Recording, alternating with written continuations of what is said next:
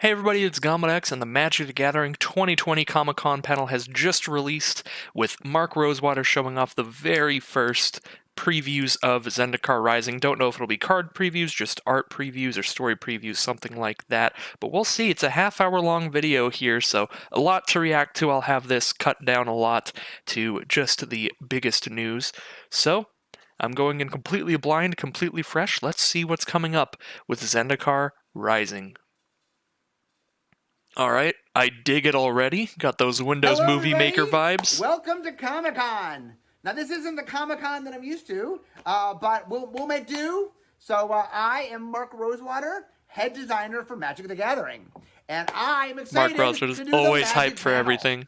Pretty so great. It's just me, but I'll make up with extra excitement. So. I love that it's literally just us chilling with Mark Rosewater just in his room. I love the honesty there. It's just me, but I'm here for Zendikar Rising. Let's do it. Okay, so today, for the very first time, we get to talk about Zendikar Rising, the September. Not a bad set symbol. Soon. I want to talk a little bit about how Zendikar got made. So, sort of the We're getting the deep lore about the original Zendikar. And he came to me and he said what he wanted me to do was to put together a 5-year plan. So the idea was I'd say this year we do this block and they had this theme and then this block and this theme, and I would lay everything out. Nowadays, by the way, there's a whole committee. I'm involved, but there's a lot more people involved. Back in the day, I would say, oh, well, let's go do this. Themes that I like. It's really interesting that it was literally just Morrow just being like, all right, here's what we're doing. Cared about land, mad respect to Morrow, though. 2003 to 2008 had some great sets. So when I made my 5-year plan, one of the worlds that I made was this Land Matters world. I remember Matt Place, which was one of the developers, I used to say, I want a set where land matters. And he goes, oh, unlike all other sets where land doesn't matter. And lands are historically I had passion for the idea. one of the most boring parts of the game. So I'm sure it was a hard sell. We got to that 6th year. And landfall was really, we found other things as well. There were lands that had abilities when they entered and stuff. I mean, there were other things that we did. But landfall was really it was kind of the thing that really showed what land. Pretty huge sign for landfall returning. It was so lovable so fast. And so everybody loves it. Morrow's talking about it a lot. I showed him landfall, and I really felt the end version of Zendikar it just came up beautifully. And a lot of people who had shown a lot of I would agree. Zendikar was a great set. Once the set came up, then came to me and said, oh, this is a lot of fun. We had wanted to do a third set where we radically changed things. We wanted to have a large set that was mechanical. I thought Rise of the Eldrazi was pretty awesome as well. I feel like the way that the reason that Battle for Zendikar and Oath of the Gatewatch didn't work, at least for me, was that it was the worst of both worlds between Zendikar and Rise of the Eldrazi. People loved Rise of the Eldrazi because you could cast these really big Eldrazi and they'd have a huge impact on the game. The archetypes in draft were very clear. It's very fun in that way. It was kind of a slower, more build-around draft format. And then people loved Zendikar for all of the adventure-themed stuff and the kind of quick draft format and everything. And then Battle for Zendikar and Oath of the Gatewatch came out, and they just kind of muddied the waters, and they made Eldrazi all these little tiny creatures that were absolutely everywhere, which is just not how they were in Rise of the Eldrazi, so Rise of the Eldrazi fans weren't happy. And then because of the sheer amount of Eldrazi, it was definitely more similar to Rise of the Eldrazi in terms of the storyline and the theming than original Zendikar and Worldwake, so fans of Zendikar and Worldwake weren't happy. But no, I think Rise of the Eldrazi itself, the first time around, was really cool. That was my favorite in the block. Rise of the Eldrazi was actually my favorite draft format for a long time. It might still be. I'm sure Mark Rosewater is going to go over what I just did a little bit ago. Yeah, it was Zendikar, but it wasn't kind of the Zendikar that a lot of people had fallen in love with. So one of our main goals when we were designing the set is, okay, we want to go back to Zendikar, but we want to recapture original Zendikar. Venture World Zendikar, as I like to call it. And that was the main goal. We wanted to recapture the original Zendikar, so priceless treasures are back in the packs. You could open a Black Lotus. Doubt it. I'm not giving away mechanics. I'm not showing cards. It's a little early for that. But I do no have mechanics or cards. I told them I was doing a panel, so they said that I negotiated some things that I could say. So I want to talk a little bit about what can you expect. So we're just going to hear about probably first up, the art, the theming, the plan for the general idea of the set, like you said before, where it's going to be a lot more like the original Zendikar. Zendikar Rising is a land set. It is. That's what Zendikar is. And it's very cool. And so there are a lot of cool lands. I can't tell you about all of them, but there are a lot of cool lands. But I can tell you about two things. One is full art basics return. It's a staple of Zendikar. Every Zendikar has had them. It'd be incredibly disappointing if they didn't. The second thing is, many years ago, all my stories start with many years ago, I made 6 dual lands that I was very proud of, that I thought were really cool. And I've been trying to get them into a set. And finally, I'm happy to say that in Zendikar Rising, my 6 dual lands a new form of dual lands. And I think you guys will really like them. There's 6 of them. Okay. Also, 6 is a really weird color. Usually they do the 5 allies or the 5 enemies, but 6 duels? I'm sure there's a lot of tinfoil hat conspiracy thinking you could do about that. Why there would be 6 specifically, I have no idea. I don't have the brain power to figure that out right now. It takes a really popular theme that I know players like, and it twisted it in a new way. It's sort of, what we did is we brought it to Zendikar, and it's kind of made it more of a Zendikar. We Zendikar'd it up. It's a theme you've seen before, but worked in a way that you haven't seen before. So it's kind of a mix of new and old that I think you guys will enjoy. Also, there are 2 returning mechanics, both of which have previously appeared in a Zendikar set. Okay. Also, I would guess definitely Landfall. For the second mechanic, I'm going to go with quests. Landfall and quests. If they really want to give us an original Zendikar feel, those would be the mechanics I would go for. A bunch of legendary creatures you love from Zendikar will be back, including one that does get another color. And finally, maybe another there Omnath. will be 3 planeswalkers, all of which we know. All of them have had at least 3 previous planeswalkers. There's got to be a Nissa. So there's no new planeswalkers. I don't know about the other 2 planeswalkers. But it's with characters you know. And in characters you know pretty well. Like I said, they have 3 planeswalker cards in them. Maybe Nissa, Sorin, and Nahiri, because Sorin and Nahiri are sort of tied to Zendikar. I have a lot of cool things to tell you, but I also have some cool things to show you. So one of the coolest things about today is I get to show you a bunch of Zendikar art. Now, I can't show you the full cards, but the art is really beautiful. So let's take a look. I'm pumped for it. Let's see this. So that's... Oh, wow. That's probably a land. I mean, all of these are just going to look like lands. Ooh, that looks like a Myria Angel, but probably a different version, different powers. There's still Hedrons for sure, even if there aren't Eldrazi, most likely. That looks like a Wrath effect or something. Destroys everything. Oh, that's super adorable. It's like some old, battered up Hedron just growing with a bunch of flowers all over it.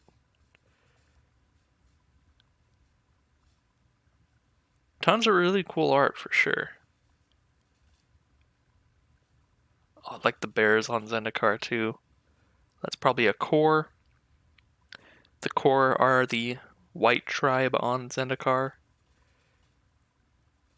They have a lot of stuff that cares about like artifact and equipment type stuff. Some cool stuff. That's sort of a little taste of what's to come for Zendikar Rising. Okay, next, when Zendikar Rising comes out, we got a brand new product, and I can tell you all about it. Oh, what is this? It's a new kind of booster. What we're calling a set booster. What is this? Okay, but before I even talk about the set booster, I want to say this. Now, before I explain what a set booster is, I want to go a little bit into the mindset of how. Before I explain what a set booster is, I'd like to tell you the price. $100. No. Thinking about in the last couple of years is thinking of our product line a little differently. A lot of times that we spend a lot of time understanding our audience. This is a little 12-card booster. I expect this to probably be a $4 thing. Can we take things that we assume as a given and question, is there a way to make that better? So a perfect example is the booster pack, okay? Magic's booster pack, and you go back in time. For many a set years, booster is just a better booster. That was your entry to Magic. For people who don't care about getting a bunch of common bulk, probably. And a lot of players don't draft. So, like, one of the problems of having a singular booster is the restrictions you make for one group apply for all groups, even if that group doesn't care about that. For example, when making a draft booster, that's definitely what it sounds like. Well, you have to have certain rarities in it. You have to have certain color balance in it. There's power balance. Sounds like a booster with less bulk in it. Booster draft well. Starting with Throne Eldraine, we started what we call Booster Fun. showcase cards, borderless planeswalkers, extended art. I gotta say, I'm not personally a fan of the collector boosters, but I'm a major fan of the whole Booster Fun project, where there's these full arts and alternate art versions of cards. When they show up in the draft boosters, just rarely in the draft boosters, I think those are really cool. Like, all of these card styles and stuff just look really beautiful on paper cards. What if we made a booster pack that was the most fun booster pack to open? But that's what the collector now, booster was. Now, to do was. that, we had a couple tools. One was, the goal here is to make opening more fun. I want to see what this is. And it's be like a $50 12 rare booster. In set boosters, we will have 14 cards, 12 of which are magic cards, and 2 of which are magic-related cards. 14 objects. Here's what we're going to do. I'm going to give you a little tour through the set boosters. From the I opened up the cube object. 14. And then, like I said, we divided them into chapters. What we called the welcome chapter, piece of pocket lint, the fireworks chapter, the big finish chapter, and the epilogue chapter. Okay, slot 1 is the art card slot. So in art card, like, we made oh, nice. I like that those are back. Those are really nice. And they had the art on the front. We picked cards where people like the art. The art is I wish Wizards was still doing MSRP so they could tell us how much this pack costs. Moving on to slot 2. This is the land slot. We wanted to show off, so part of the welcome chapter was we wanted to welcome you to the booster pack, to the world, and lands do a really good job of showing off the world. And so the default for this booster pack will be the basic land, but from set to set, if there's other things we want to do, just like sometimes we swap out the basic land for other things in the draft booster, we might do that in this slot. This booster does sound really cool. Now, I'm just the basic worried about the price. On to slot 3. Slot 3, 4, 5, 6, 7, and 8 are the connected commons and uncommons. So these only are the 6 commons and uncommons. Sort of normal commons and uncommons. Possibly. If those final 2 segments are rares. So what we did is we found interesting connections between the commons and between the uncommons. So the idea was the connection might be... they've got to believe in this product, because this sounds like a lot of work. The connection might be they're the same creature type. But I guess you could say the same with the theme booster. But I figured with theme boosters, all they have to do really is just choose a color and be like, just put cards of that color in there. One of the things you get to explore is get to see why and how they're connected. Okay, so now we move into the next chapter, the fireworks chapter. So this is splashy, but a little bit of a surprise. You don't quite know always what you're getting. Okay, so slot number 9 is the head turner slot. Jesus Christ, I hate these names. And so this is a card that looks different from a normal Magic card. In Zendikar Rising, it is either, and this slot is always a common or uncommon. Oh, it's one of the card styles. In Zendikar Rising, it'll either be a showcase card or showcase card. That's what they're called. Thing we're doing in the set that I can't talk about, but it's either a showcase card or this cool thing, and always a common or uncommon. Slot number 10 and 11 are the wildcard rarity slots.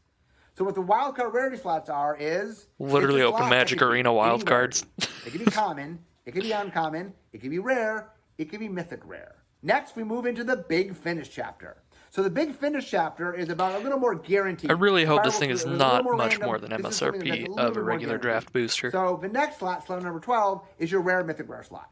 Because if so, this does sound like a fun pack to just open instead of a draft booster. For sure you're getting a rare mythic if you're not drafting. Every set booster will have at least one rare mythic rare. No matter what happens in other slots, you always have that. Slot number 13 is the foil card slot. You are guaranteed a foil card. Now, that foil card could be common, uncommon, rare, mythic rare. So yes, this is another slot where you could get a rare mythic rare. And if you do, they'll be foil. As I said before, you have 4 opportunities. You have the 2 wildcard rarity slots, you have your guaranteed rare slot, and you have the foil card slot. Any of which could be, one of which is guaranteed, but any of which could be a rare or mythic rare. So it is possible, I'm not saying it happens a lot, but it is possible, for example, to open a set booster and get 4 mythic rares. Okay, so finally we move on to the 4th and final chapter, the epilogue. We're saying goodbye. So that is slot number 14, the final slot, which is an add or token card. But we like having surprises, so there's a big surprise with this final slot. So 25% of the time, 1 in 4, instead of getting an add/token card, you will get a card from the list. What is the list? It's Priceless Treasures. It's Black Lotus. Time Spiral and Mystery Booster have shown us that the audience really likes digging into the past of Magic. Right now we have 27 years of Magic. It's priceless treasures. What the list is we've made a list of 300 cards from Magic's past. And what we've done is they're straight pickups. What that means is they look like they looked wherever we got them from. They're in the frame they were before, the expansion symbol, everything about them is just as they looked. The only difference is we put a Planeswalker symbol in the lower left corner, kind of like the Mystery Booster cards did. So anyway, this is a list of 300 cards. There's commons, there's uncommons, there's rares, there's mythic rares, exciting stuff. And in fact, I was allowed to show you 3 cards from the list. So fetch lands. Let me show you those 3 cards. Okay, so first up is Muscle Sliver from Tempest. My baby, my first set. I bet you fetch lands are on that list. The reason we wanted to show you Muscle Sliver is to say that there are a lot of fun mechanical things from Magic's past. Cloud Goat Ranger. Seems like they're just going to show off just the idea of the cards and not any of the good reprints yet. Magic has had. The final card I'll show you today is Pact of Negation. Never mind, that's a good reprint. This is the show. Lots of surprises can happen. Cards that counter cards when you have no mana up. So this final 25% chance of replacing your token red, it doesn't even feel like it really has a theme. It's just like, we just wanted to reprint these 300 cards in 1 out of every 4 of these packs just because they're cool. So we wanted to give players more of them, I guess. Which is like, I mean, I'm fine with that. It's just kind of weird. I thought they would be tied to Zendikar in some way or the other, maybe like land themed or something like that, but these cards so far have like no theme. We got Slivers, and then we got a Lorwyn card, and then we got Pact of Negation. It really just seems like they're kind of whatever. Really, we want the set to be something that can really sort of shock and surprise people. So it'll be, by the way, it's going to be 300 cards. It's going to subtly change from set to set, meaning some cards will change, but the vast majority will stay the same. So over time, okay, that makes sense. Time, but you'll get to it's a slowly rotating list of basically mystery booster cards for every set. So it'll be something exciting for you at the end of the booster. I think that's pretty cool. So now that I've walked you all the way through the set booster, I just want to talk about a few other things before we wrap up. Okay, number 1, the set booster is going to be a little bit more expensive than the draft booster. How much is a little bit? You will end up getting. But this is more than $6 or $7. I'm just not interested. The reason for set booster, you're guaranteed 1, but you can get 2, you can get 3, you can get 4. You can get 4 rares or mythic rares. I get that. I just don't like how gambly it is. I like the price of a pack to be tied to what you know you're gonna get. At $4 you get 1 rare. That makes sense. The collector boosters, I don't like the collector boosters, but you can say 20 or $25 or whatever.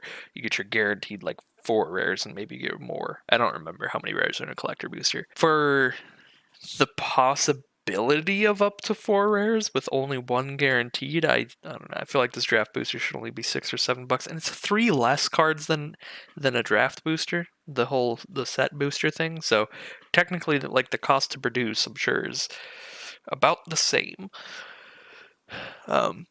But I could see definitely those land cards getting a signature from every artist. Keeping a curated list of all of the reprints for the final slot in there. Creating a list for what cards tie together for the tied-in commons and uncommons. There's definitely more work that goes into it than just a normal draft booster. So I guess it is fair to cost it a little bit more, but I just really hope this thing is not $10. When you say a little bit more than a draft booster, that does imply $6 or $7. That I feel like if it costs twice as much or more than that, that doesn't really qualify for a little bit more. But we'll see. It could just be vague language. It's not a set booster, and that's not counting the list, by the way.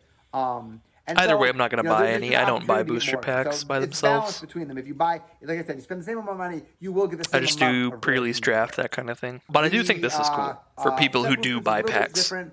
It's got 30 packs in it instead of the normal. So it's a little bit different. I would hope when he says it costs a little bit more than a regular pack, and then he says that the booster box has 30 packs instead of 36. Hopefully it's just that the booster box costs the same. So for 6 less packs, you're still paying the same price. So that would be, you're spending a little bit more per pack, but not a heinous amount. I think that would be a pretty fair price tag. And unfortunately, it looks like that is it for the Comic-Con panel. Now that I'm done with the presentations, it's time for the Q&A. Okay, first question, Chandra. Okay, can everybody hear her? Okay, I'll repeat the question. Chandra said she doesn't like the Eldrazi. Are there going to be any Eldrazi in Zendikar Rising? The answer is no. That's cool. The Eldrazi are gone. But the world definitely still going for original from Zendikar. The Eldrazi having been there, meaning we will see the ramifications of the Eldrazi having been there, even though they're not currently there. Okay, so the question is, do we have plans in a future expansion to set it in the meditation realm? Well, I don't talk about the future, and I never say never, but I will admit that is unlikely for a future set. Okay, well, anyway, that is all the questions. So I want to thank everybody for joining me here. This has been a lot of fun. Would be the only way to get a new Bolas card, because that's where Bolas is stuck right now. I'm hoping next year I'll see you guys not from my couch. But anyway, it's been a blast. So I'm Mark Rosewater. Thank you so much for joining me, and I'll see you next time. Bye-bye. Well, thinking back to the Windows Movie Maker ending, I do like that. You can definitely tell it was a one-man kind of dig with Mark Rosewater there. So, not gonna lie, pretty disappointed in that. We got barely anything. That really, more than anything, felt like an excuse to talk about the set boosters. Kind of just an excuse to sell us something more than talk about the new set and what's coming out in the new set. But I suppose, like, every Comic-Con panel is just Wizards trying to sell us something, but usually they're trying to sell us on the set and the set's themes and mechanics and everything. Yeah, I mean, I feel like the only thing that they could definitively show us or tell us about there was the new set boosters. I suppose we did get some art, and we did get confirmation that Zendikar Rising will not have any Eldrazi. It will be back to the original Zendikar theming of, landfall and questing and all that good stuff, adventuring. But that's kind of all stuff we already assumed and knew to a certain extent. So it just feels like all the kind of stuff that Mark Rosewater usually just, sends out on his blog anyway. Like when he does those things where he's like, oh, here's a bunch of information about the new set that's vague enough that it's still exciting to kind of think around and try to figure out what's going on. Like there's 6 new dual lands and stuff like that. Really doesn't feel like it was panel-worthy information outside of maybe the set booster info, which again, don't know if it feels like the kind of thing that we were expecting going into this. It feels like they might have been like, well, there's going to be a lot of eyes on this panel because people are going to be excited about the new Zendikar set, so we can use this as a way to kind of sneak in that info and get a lot more people interested in it or hearing about it than would be otherwise if they just launched the article about it without this. So yeah, I mean, I feel like in Comic-Con panels of the past, they at least would show off 1 or 2 cards, and if they didn't do that, they would at least have like a little information about like what the new sets and blocks coming up would be potentially. Like usually these things were pretty huge, but I understand this is very much an off year, so it's definitely fair. Not a slight against them that it was a bit of an underwhelming panel overall. Just try to be honest about it. So that's going to be it for the Magic the Gathering panel with Mark Rosewater about Zendikar Rising from Comic-Con at Home 2020. Those are all my reactions to it. What did you all think of the panel? Maybe you're a lot more interested than I am. Maybe you're very happy with the new information about Zendikar, with the confirmation that there's no Eldrazi, confirmation that we're getting land matters, adventuring kind of Zendikar back. We know we're getting a couple mechanics from old Zendikars back. We know we're getting 6 duels. We know all kinds of interesting little tidbits, but nothing really massive. And maybe you're really excited about the set boosters. Maybe you're somebody who does just open booster packs for fun by themselves, unlike myself, who really only drafts or plays sealed with them if I ever get booster packs. So yeah, that is going to do it for today's reaction video. I hope you all enjoyed. Leave a comment below about your thoughts on the set, as I was just saying before, and you can like and subscribe and all those goodies, and I'll see you again very soon for some more Magic-related content.